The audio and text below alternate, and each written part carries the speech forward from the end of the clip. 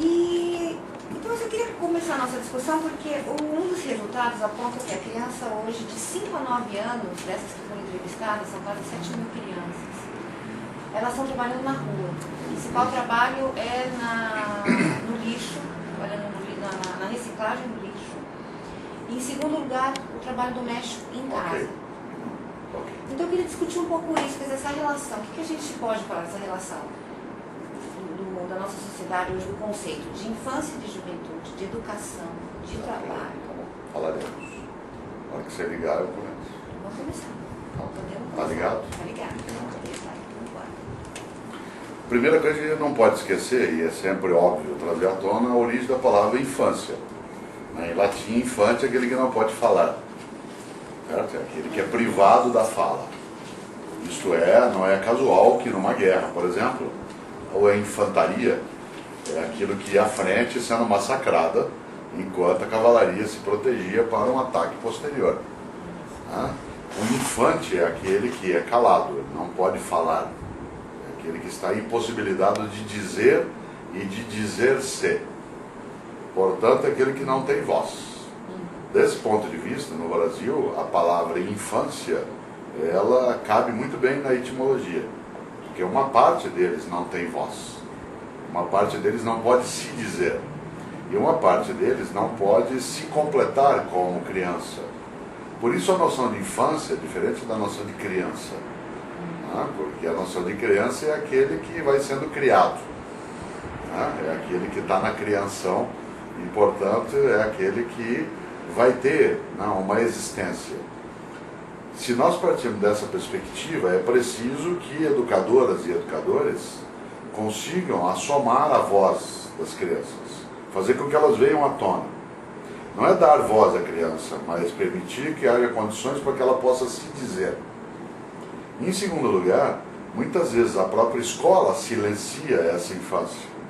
Mais ainda, porque alguns de nós, na educação, nem sempre levamos em conta essa realidade que a criança tem e fazemos sobre ela exigências como se ela não tivesse esse contexto de vida.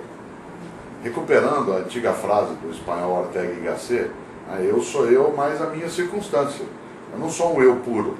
Eu sou eu e que está à minha volta e que eu vivo. Portanto, eu sou eu e as minhas condições, minhas obrigações, meus temores, minhas dores. Eu não sou um eu puro que aparece dentro de uma sala de aula, ou que não aparece.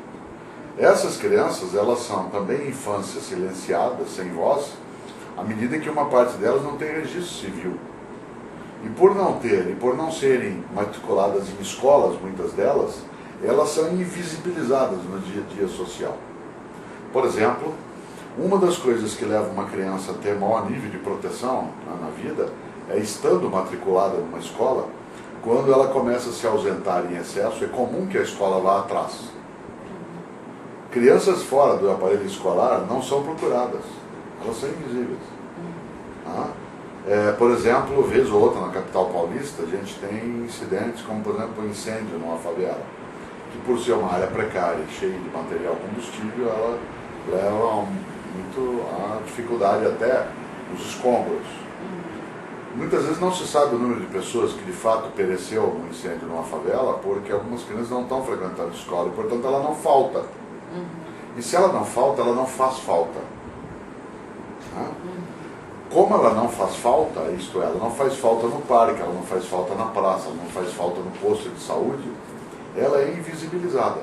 Então, além de emudecida, ela é privada de visão. Ela não é olhada. Aliás, é uma visão muito pouco aprazível, especialmente aquelas que estão na rua, que estão em algum local, parece que morrem na contramão atrapalhando o sábado. Elas são atrapalhadoras da nossa paisagem, elas perturbam um pouco a nossa paisagem, o que nos leva não a uma ilusão de ótica, mas a uma ilusão de ética, porque elas estão ali naquele circuito. Paulo Freire usava uma expressão que eu uso demais, que é miopização da realidade. A gente tem uma miopização dessa visão. E aqueles que não são enxergados, não o são não por serem de fato desejosos de serem invisíveis, mas porque são invisibilizados por aqueles que teriam que dar a eles visibilidade. Afinal de contas, né? Há uma conexão forte entre a infância maltratada e a educação delinquente. Não a educação do delinquente, a educação delinquente, aquela que delinque todas as vezes que ela esquece, como poder público, como poder privado, como cidadania, como ONG, como empresa. Faz parte da responsabilidade social a atenção aos que são invisibilizados e emudecidos. Como eles são emudecidos, eles não são ouvidos. De maneira geral, as pessoas não prestam atenção. E esse não prestar atenção não é simbólico, ele é prático. Inclusive, quando se fala do trabalho da criança, eu não chamo de trabalho. Eu sei que o nome é trabalho infantil, eu acato aquilo que for usado, mas eu chamo de ocupação. Há uma diferença entre trabalho e ocupação. E o que muitas crianças têm não é um trabalho, é uma ocupação.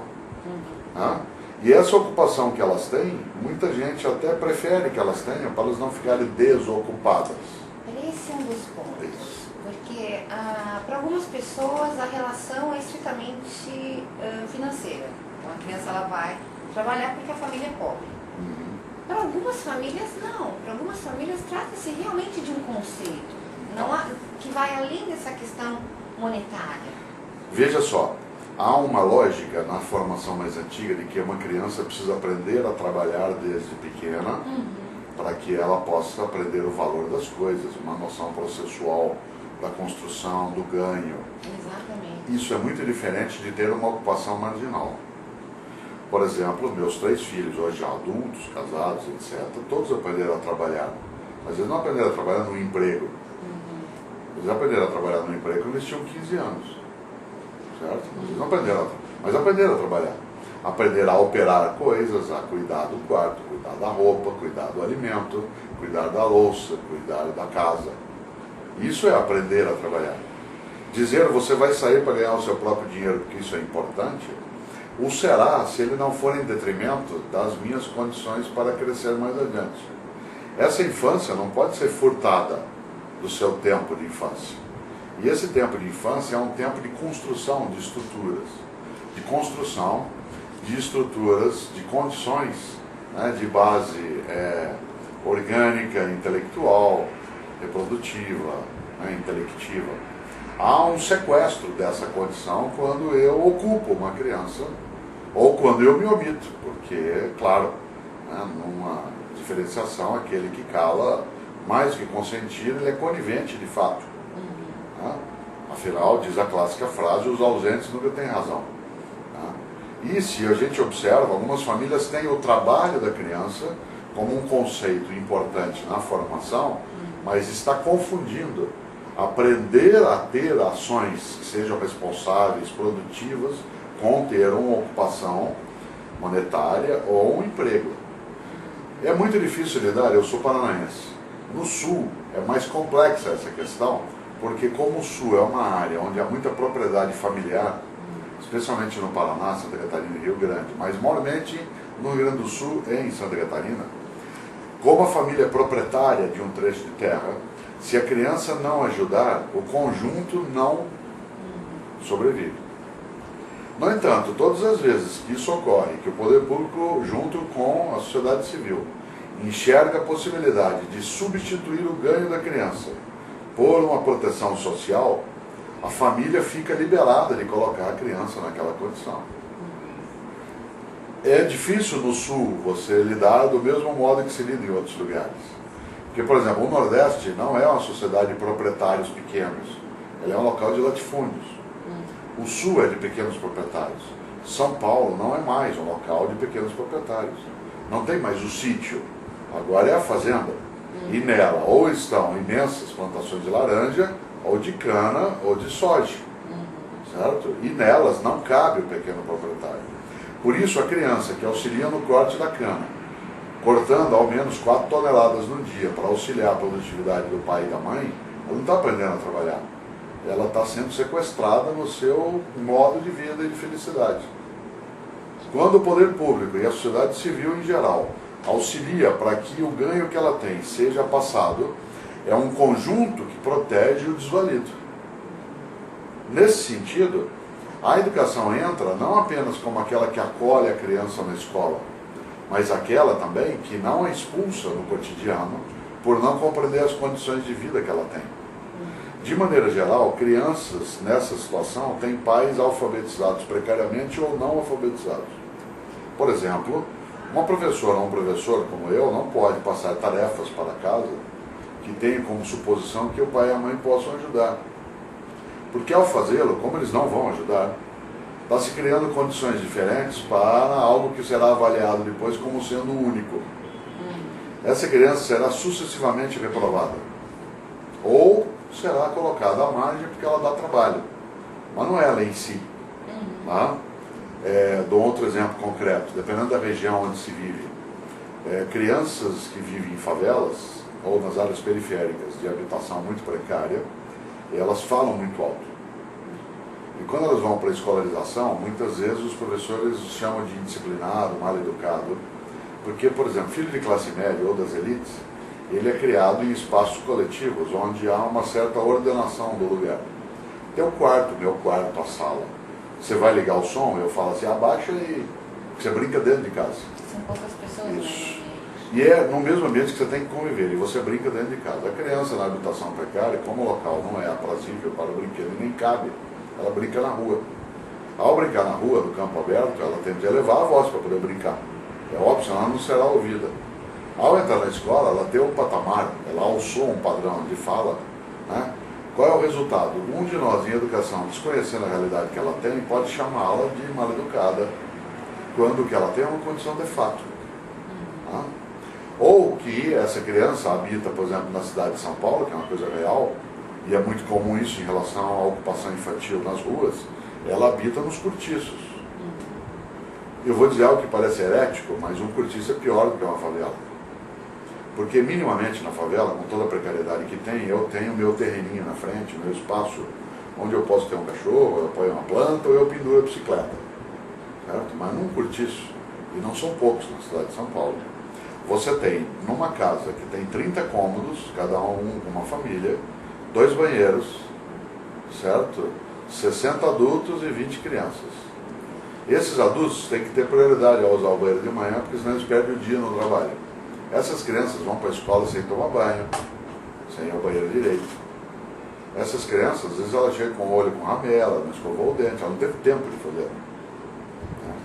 Ao chegar na escola, onde nós vimos essa menina suja, ela sempre suja, ela não toma banho. Isso vai emudecendo mais ainda aquele que já é emudecido no dia a dia. Aí eu volto ao teu argumento anterior. Será que eu posso usar a relação de trabalho da criança como positivo? Não. A menos que eu esteja entendendo o trabalho como sendo aprender a lidar com o mundo de uma maneira operativa. Se eu entendê-lo como ocupação ou emprego, ele é negativo. Eu posso ensinar uma criança a trabalhar para que ela se habitue a um mundo onde isso é necessário, sem que isso se torne para ela uma carga e nem que exija que ela corra risco de ter furtado seu tempo de vida. O que perde uma criança do trabalho? Uma criança que tem uma ocupação fora, ela perde um tempo de maturação e de ludicidade.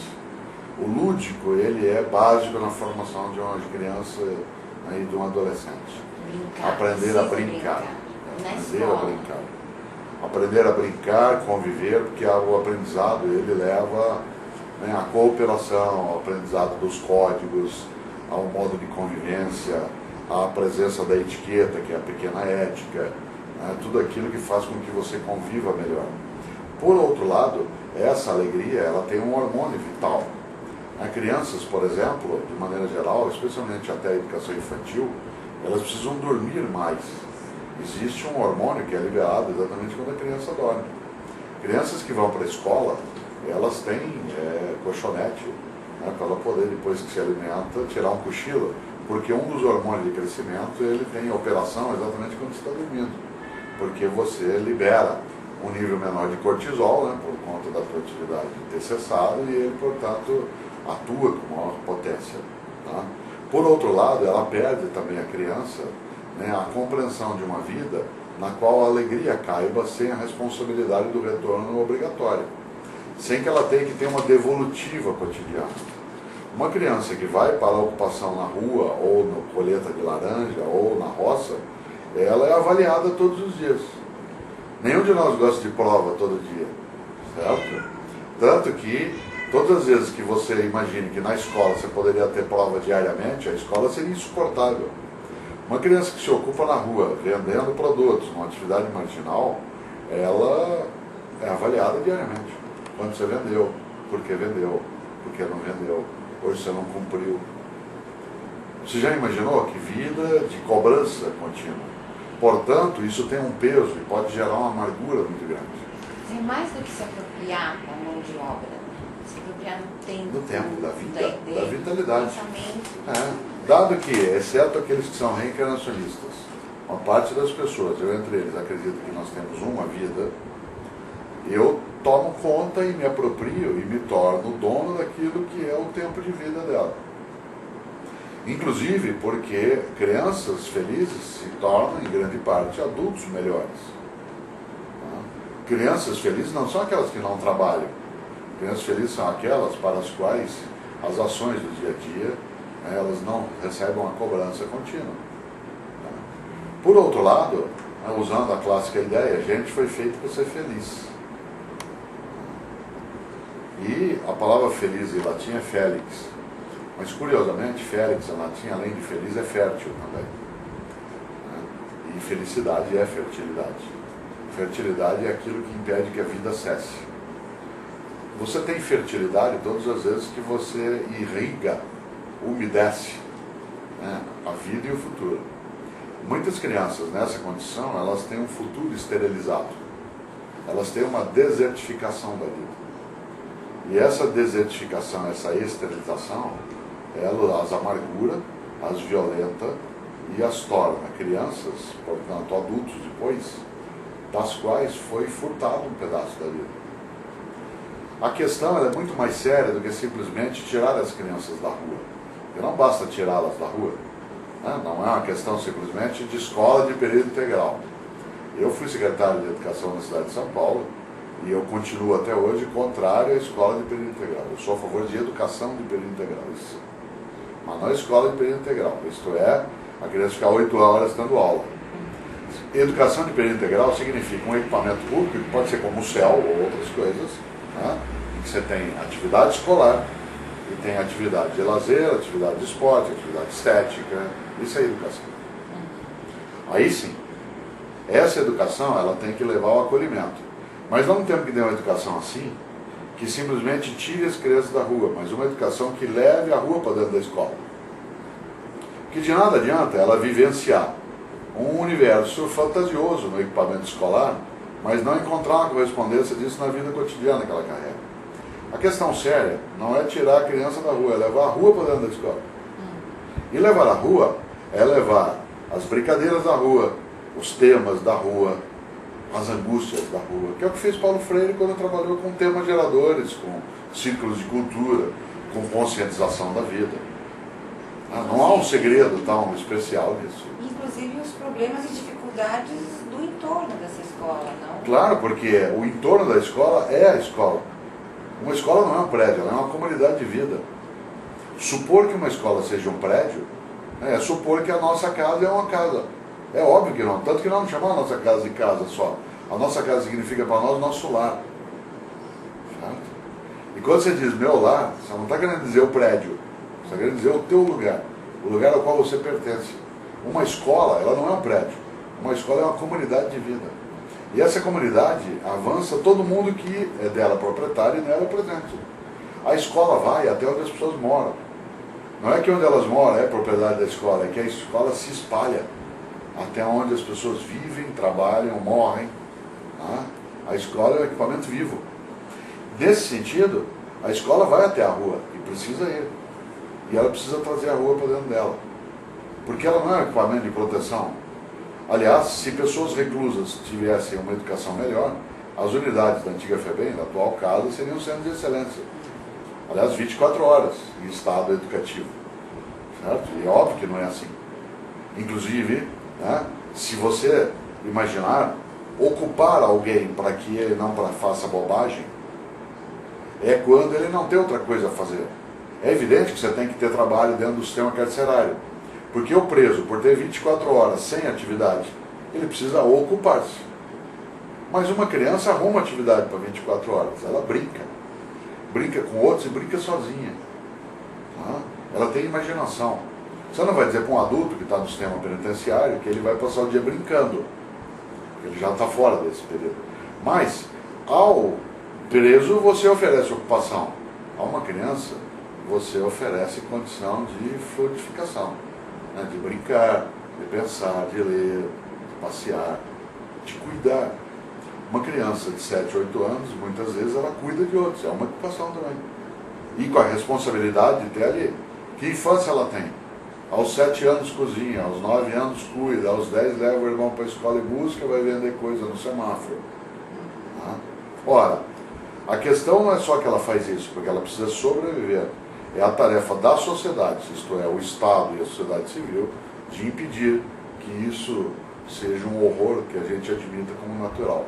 Ou seja, não é mais um trabalho que o de professor tenha quando ele encontra um aluno que trabalha com o pai o dia inteiro. Ou que... Não, isso é um trabalho da escola. É um trabalho da escola, adulto. Do Conselho da Criança e do Adolescente.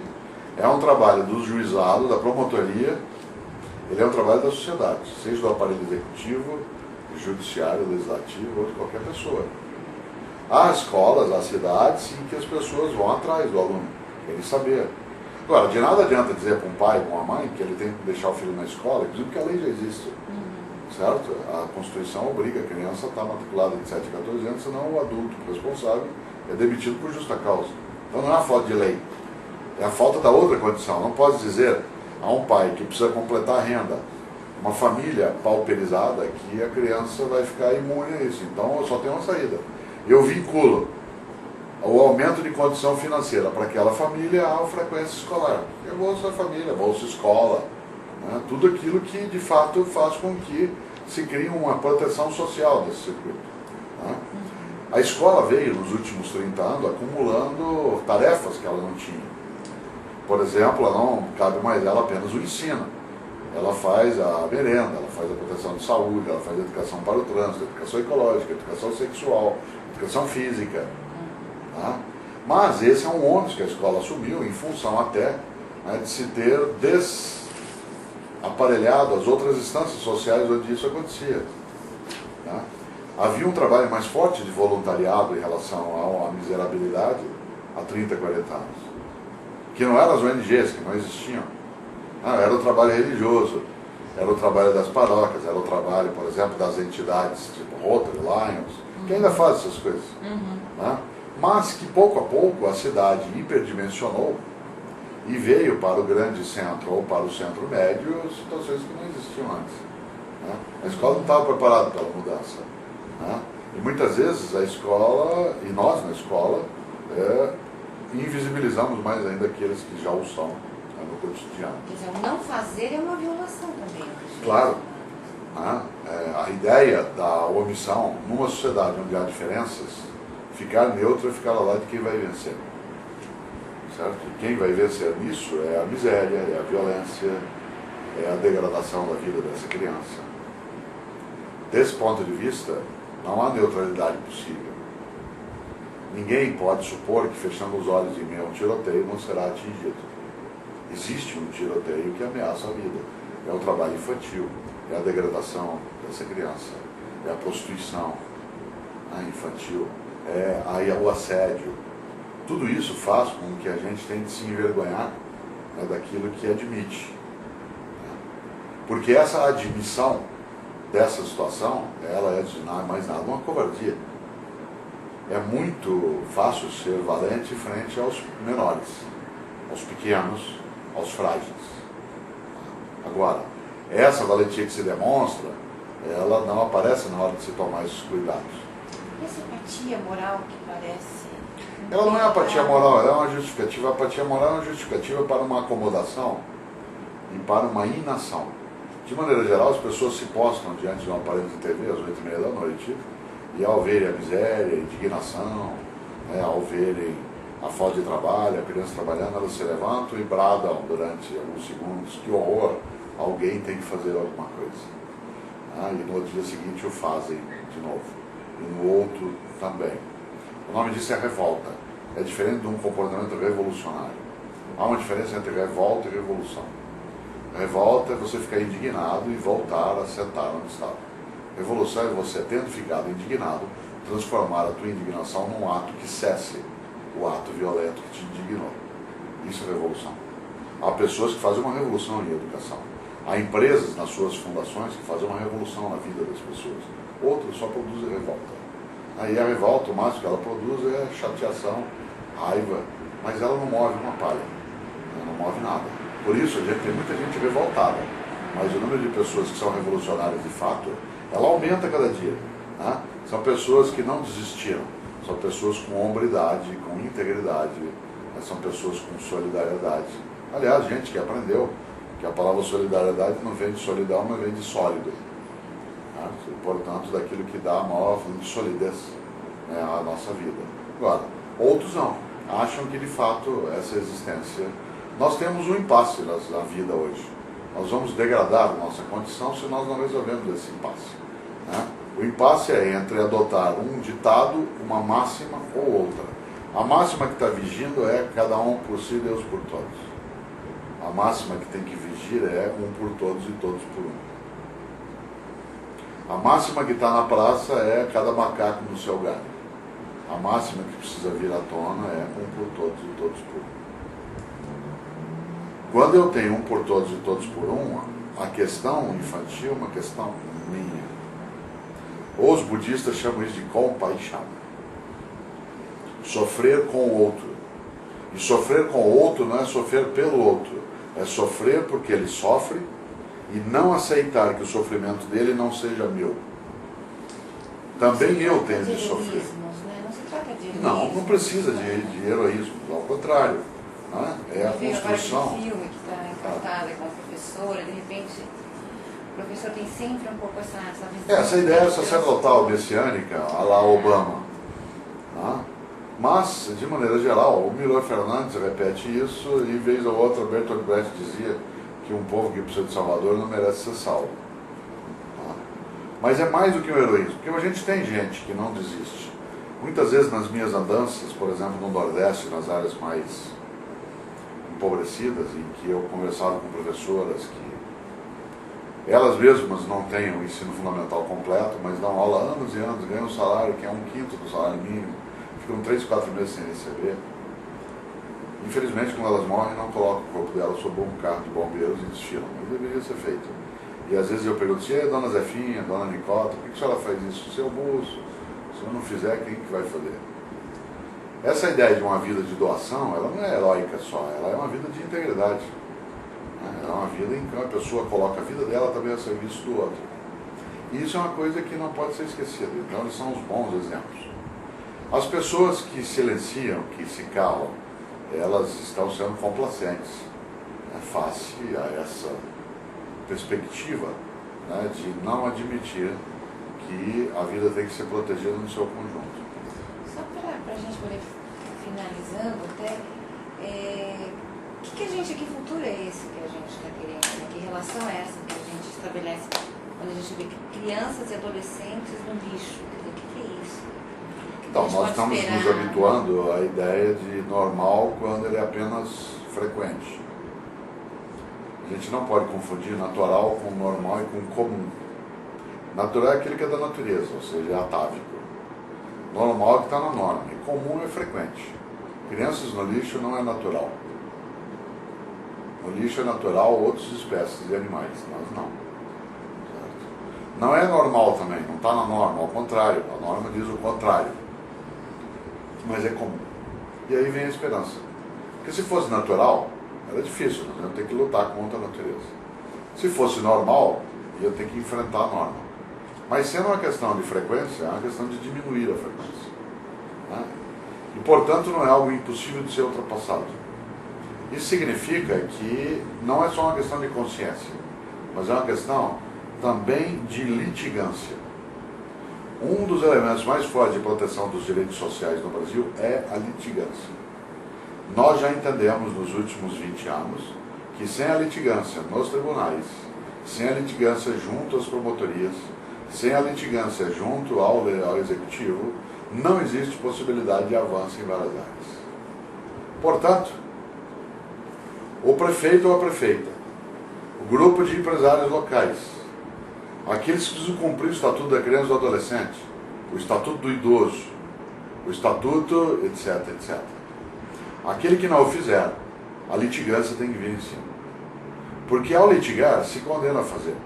O que seria da proteção aos portadores de HIV se a litigância não tivesse sido um fato concreto, com ações contínuas na justiça para fazer com que o poder público ou as empresas cobrissem os custos? O que seria da abertura e da voracidade de vários planos de saúde privados não fosse a litigância? Hoje, você tem promotorias de defesa da criança e do adolescente, promotorias de meio ambiente ou de direitos difusos, que são absolutamente eficazes. São aqueles promotores que, dando herança à Constituição de 88, decidiram acolher a litigância.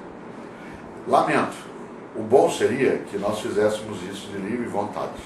Mas se a humanidade fizesse tudo que é bom de livre vontade, não haveria nem advogados, nem o mundo do direito. Certo? Só existe a discussão sobre direito porque nós não o fazemos. Tá? Desse ponto de vista, consciência, esperança e litigância. Afinal, lembrou o grande Guimarães Rosa, o sapo não pula por boniteza, ele pula por precisão. E nós vamos pular por precisão. Quando se criou, por exemplo, a dificuldade das grandes hordas, né, de trabalhadores volantes no interior de São Paulo, chamado Boia Fria, né, que atuavam no corte da cana e que ficavam depois na entre-safra perambulando pelas periferias e depois pelo centro das cidades, isso atravessou o sábado de novo, o pacotão. Muita gente pensou em como você produzir uma ocupação cooperativada, envolver no período de entre-safra, lidar de um outro modo. Quando a cidade de Franca, né, há 15 anos, foi litigada pelos italianos, que era o seu principal mercado de compra, de que havia exploração do trabalho infantil para costura e cola de sapatos, em que o mercado italiano disse, não compraremos mais. A cidade inteira de Franca se organizou para colocar as crianças na escola, estabelecer uma fiscalização contra o trabalho infantil, até dar as provas do que o fez. E precisou fazer. Pode ser que a empresa amiga da criança, o selo verde, que isso seja um pré-requisito. Por exemplo, parte de nós nos últimos 2 anos passou a olhar a sacolinha de supermercado de plástico meio estranhamente. O mercado começou a puxar isso. Alguns comerciantes viram que era uma chance de propaganda contínua num produto dele, que é uma sacola de papelão ou de pano. Isso muda algum mercado. O mercado de gráficas perdeu muito nos últimos tempos com o uso de tecnologia de informática, né? Mas onde ele está ganhando hoje? Ele dá o salto nessa área. Um dia, alguns pais descobriram que esses livros que crianças gostam de brincar, que são aqueles que abrem as figuras, que eles eram muito usados para trabalho infantil, porque para você poder justapor aquilo direito num livro, precisa uma mão pequena. Então tinha muita criança envolvida naquilo. E, portanto, quando você estava comprando um livrinho bonitinho, quando você abria um fantasma fazia isso, você não estava comprando só um livrinho bonitinho, que o fantasma fazia isso. Você estava comprando uma cadeia de produção. A mesma coisa vale em relação ao produto pirata, a mesma coisa vale em relação àquilo que a gente adquire, o palmito, né? A tudo aquilo que tem a ver com a nossa capacidade de proteger. Por isso, 2 lemas, litigância e esperança. Aí, se a gente tem litigância e esperança, a gente impede a mendicância, a negligência, né? E aí faz parte. E um dia, aí a ideia de felicidade e fertilidade, elas se tornam mais amplas, e não um privilégio. Não se confunda qualidade com privilégio. Muita gente fala em qualidade de vida, mas ele está pensando em privilégio. Por exemplo, São Paulo é uma cidade na qual se come muito bem. É verdade. Quem come? Quem come o quê? Aqui tem 260 cinemas, 70 teatros e 43 museus. Ótimo. A maior parte cultural do país. Para quem? Qualidade sem quantidade total não é qualidade, é privilégio. Por isso, uma sociedade de privilégios é uma sociedade injusta. E uma sociedade injusta é uma questão de escolha daquele que pode diminuir isso. Por isso, litigância neles e em nós. Há um estudo falando que até 2015 a gente não vai conseguir nem chegar na metade, diminuir pela metade o número de crianças e adolescentes que trabalham. Então, é claro, a gente Isso não vai conseguir não se nós vai. continuarmos no mesmo ritmo. Né? Mas a gente também pode fazer uma coisa belíssima. O Brasil, em 94, obteve uma certificação muito rara no mundo, que é a extinção da poliomielite. Ele conseguiu isso fazendo propagandas maciças em relação à vacinação e campanhas. Aliás, com a mídia entrando firme nisso, leve seu filho, olha o Zé Gotinha, olha não sei o que, a Xuxa. Aí vacinou todo mundo. Nós conseguimos extinguir a poliomielite em 94.